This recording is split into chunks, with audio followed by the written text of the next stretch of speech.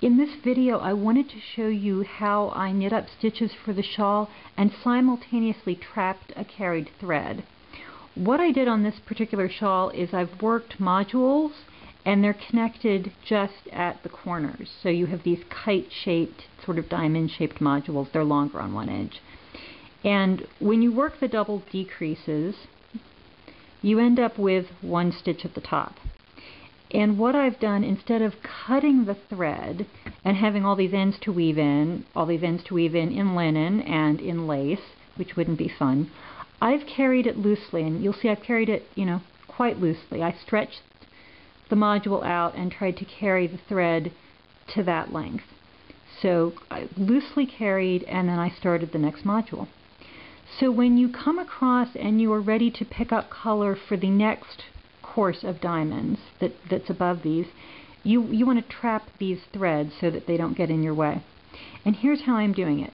The particular pattern I'm doing is a 15 stitch pattern. It's 1, 15, and 1, which means I've got one apex stitch, I've got 15 stitches down the edge, I've got one nadir stitch in the valley, and this is where the double decrease will be on the round above, on the course above, and then 15 stitches up the side, and then there's another apex stitch. And you've noticed that I've marked my nadirs and my apexes with pins so that I know what they are, so I can check my math very easily. So when I'm ready to pick up, and what I'm going to do, I've rested most of my stitches on the circular needle.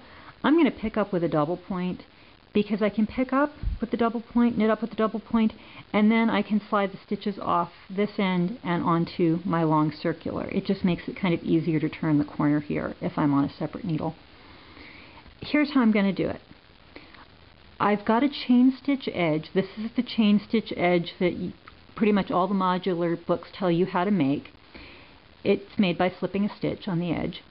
And you can knit up through the whole thing, or you could knit up through the front of it, or you could knit up through the back of it. I'm knitting up through the back of it just because it kind of gives me a decorative edge, which I like in this particular pattern. You can do whatever you like, just this happens to be what I'm doing. So I'm going to be knitting up through the back of my loop, so I go through the back half of my chain stitch.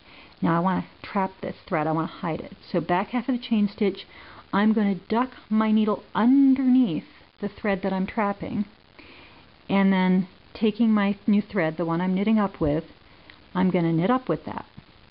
So here's my thread. There's my new stitch.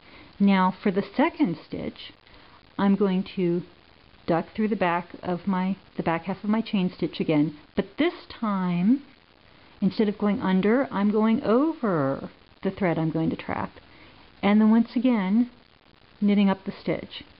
And so we'll repeat that, going through the back half of the stitch, ducking underneath and knitting up, and then going into the back half of the stitch, going on top and knitting up. Do watch out. This edge tends to turn away from you, and it's very easy to all of a sudden be picking up here instead of picking up here where you meant to be. So watch that. But I found I had very little trouble picking up 15, knitting up 15 on this edge.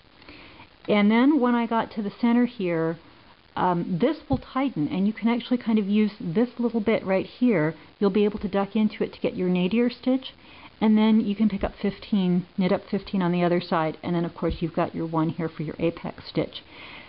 If the math doesn't work out correctly, don't worry, because guess what? The next line in the pattern is knit everything. Just knit back on a wrong side row. When you knit back on the wrong side row, if any of your math is wrong, you can increase or decrease where you need to get yourself into groups of 1, 15, 1, 15, all the way down, so you can fudge on the next row if anything isn't right. But I hope this helps, that you can see now how you can carry your thread as you go from module to module, trap it later, and you don't have a lot of ends to weave in on the back of your lace.